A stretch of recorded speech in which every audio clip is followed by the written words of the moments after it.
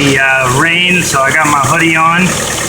Taking a look at the Honda motor right here, and using the Carb Cleaner technique, which is flammable, so we do have the fire extinguisher right over there. So I found one spot right here on the Honda, and I can spray down in there. You see right there where I'm pointing? Watch this.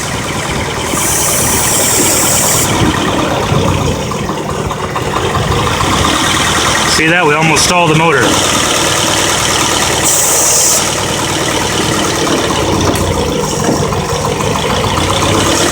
All right, back up, test again.